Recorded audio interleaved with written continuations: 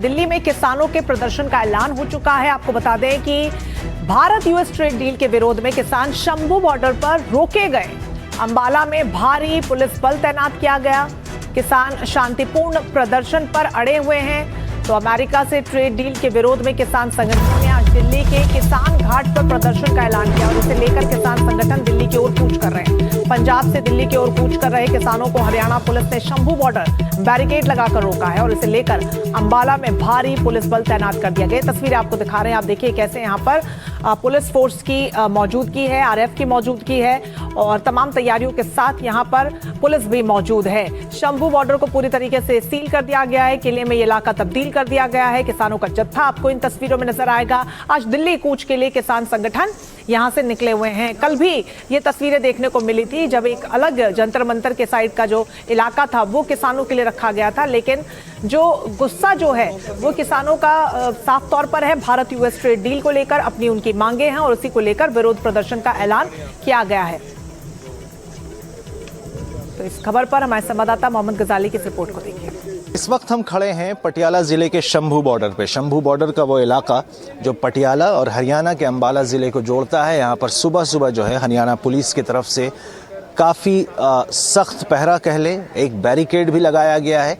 मामला ये है कि पंजाब में, खास करके पंजाब और हिमाचल, हरियाणा, यूपी, कई दिनों से यहाँ पर एक आंदोलन चल रहा है कि भारत और अमेरिका के बीच जो ट्रेड डील होने वाली है उसको लेकर किसानों का तर्क है कि प्रस्तावित समझौता केवल कुछ चुनिंदा कृषि उत्पादों के आयात निर्यात तक सीमित नहीं है।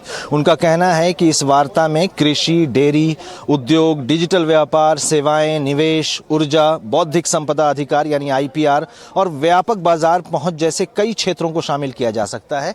ऐसे में एक व्यापक आर्थिक समझौता होगा जिसका कई क्षेत्रों पर दूरगामी और महत्वपूर्ण प्रभाव पड़ सकता है।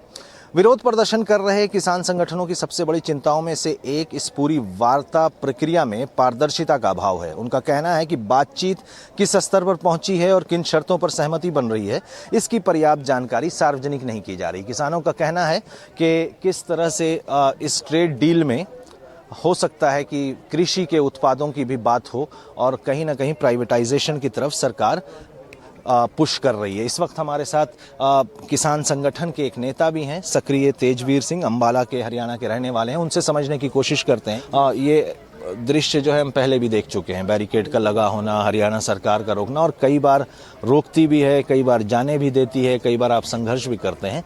आज क्या नया हो सकता है या आज आप लोगों की उम्मीद क्या है? दोस्त, सबसे बड़ी बात, अहम बात है कि आपका धन्यवाद, आप इस माहौल के अंदर हमारे को यहाँ कवरेज करने आए। लेकिन सबसे अहम बात है कि ना तो हरियाणा गवर्नमेंट ने नोटिफिकेशन किया है कि हम रोड डाइवर्ट कर रहे हैं या रोड बंद कर रहे हैं, ना ही पंजाब सरकार से कोई की तरफ से सूचना थी। और जो बैरिकेशन हुई है फिर से, मतलब कि ये 13 फरवरी 2024 को यही बैरिकेशन थी। यही बैरिकेशन आप पंजाब की सरहद के अंदर है, बिल्कुल पंजाब के एरिया के अंदर। हरियाणा तो यहाँ से लगभग 500-400 मीटर आगे जाके शुरू होता है। तो ये जो क्लैब है, ये रिश्ता क्या कहलाता है? मतलब कि आप कह रहे हैं कि पंजाब सरकार ने अलाउ किया है? बिल्कुल, पंजाब सरकार ने अलाउ किया, तभी तो हुआ कि मेरी सरजमी पर आप कैसे लगा सकते हैं? ये गग्गर टोटल है, ये पंजाब के अंदर है और ये बिल्कुल बीच में पुल पे बैरिकेशन हुई है।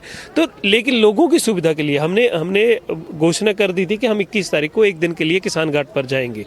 तो हमारी तरफ से कोई